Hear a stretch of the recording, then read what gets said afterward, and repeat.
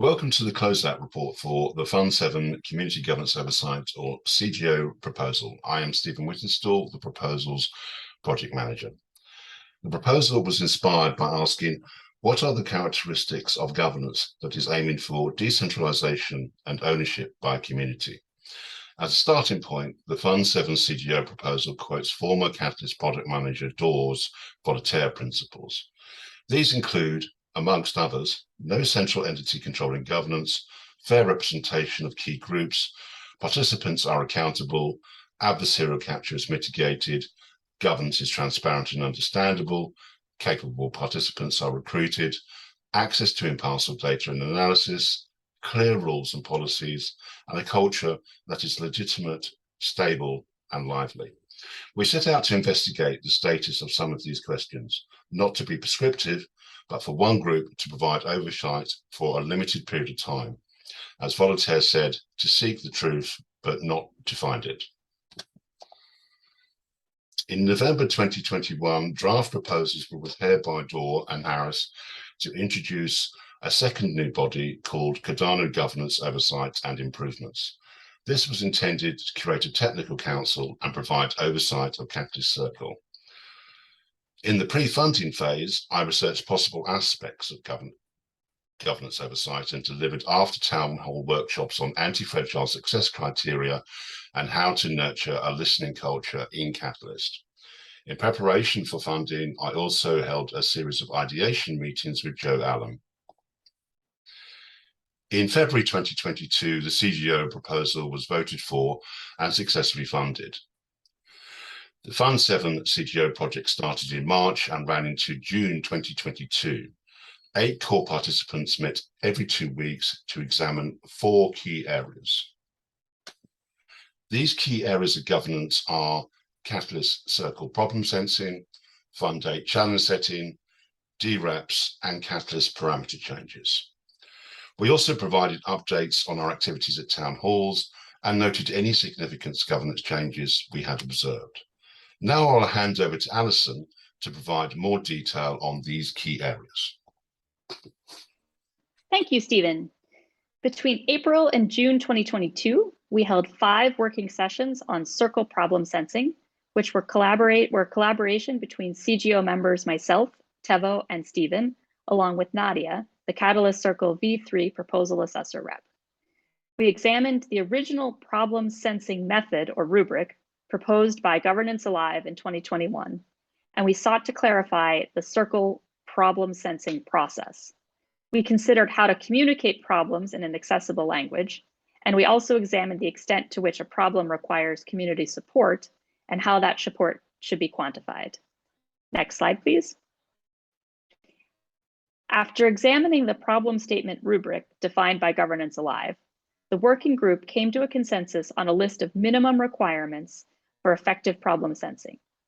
We decided that a problem would be considered ready when it has a title, a problem description, a reason to exist for Project Catalyst, a description of current and envisioned state, and a method to measure outcomes. All of the working group participants agreed that Circle reps should continue to engage with the process, and we also noted that in the future, the process of progressing problems across the board would need additional attention. Most critically, the group should discuss the process and criteria for closing out problems and removing them from the active board. Next slide, please. Turning to the Fund 8 challenge settings, we wanted to thank George Lovegrove for the valuable input that he provided into Fund 8 challenge setting periods. Key observations and issues that were identified include the low quality of assessments and assessment guidance for challenge settings, duplication of challenge settings, overlapping categorizations, little or no funding for some areas. Further detail and discussion about funding categories as an alternative to challenge settings, which were provided by George, can be found in our detailed report, which is linked at the end of this presentation. Next slide, please. Bill Khoo, who's a CGO member, has noted that a move to categories would require significant consideration, discussion, and work, and should involve answering some key questions such as, how will the community adjust to categories and their parameters in the future? How are goals and objectives set and adjusted by the community? What alternatives are there to categorizations? Is it possible to maintain challenge setting's purpose and flexibility whilst also bringing in the structure and surety that categorization can bring? And how would a decision to move to categories be legitimized, mandated, and decided by the community rather than IOG? Further detail on all of this can be found in the CGO F7 report. Next slide, please. Turning to the topic of dReps, and following the announcement of the dReps initiative, CGO agreed to track and document ongoing community engagement with dRep implementation. The first DAO governance literature review, led by Kenric Nelson, was held on the 26th of April, 2022. Following 3 working meetings, the DAO governance literature review produced a brief document entitled Measuring the Socioeconomic Health of DAO Governance, a literature review of liquid democracy for the Cardano Catalyst community, which is linked here. The group concluded that more research is needed, and that should include community participation and review. Furthermore, this initial work formed the basis for our ongoing Fund 8 dRep white paper working group. Next slide, please. As our Fund 7 project proceeded, the group's discussions focused on what constitutes a catalyst parameter change. And we began to realize that perhaps CGO had a broader idea of what counts as a parameter than IOG does.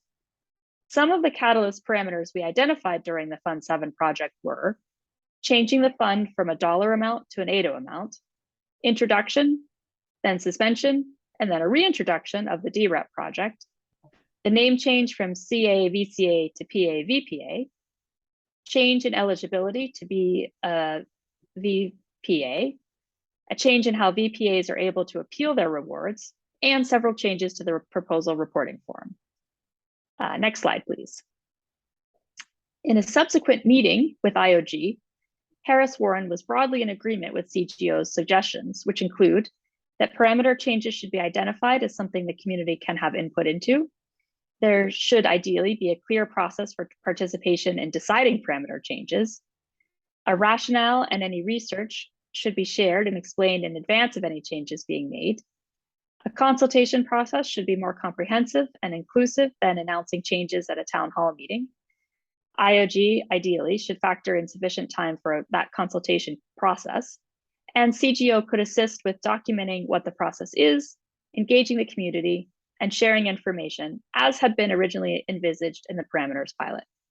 So with that, I will turn it back to Stephen for the conclusion. Thank you, Alison. This presentation only briefly summarizes some of the activities, research, and documentation of the Community Governance Oversight team in Fund 7. If you're interested to know more, please read our detailed report by following the link provided. Further supporting documentation is also available on our CGO Gitbook. What next? The work of CGO continues with our Fund 8 proposal, which is looking at catalyst parameters and is already progressing with a dRep white paper working group. To quote TiVo, governance oversight topics cover focused areas where decision-making has had the highest impact on upcoming changes. It looks like the provided deliverables have started great discussions and useful insights for future collaborations.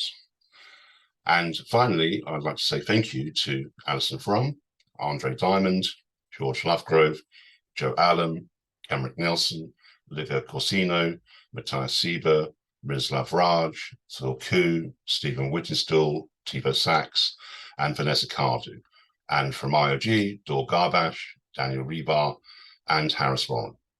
Thank you very much.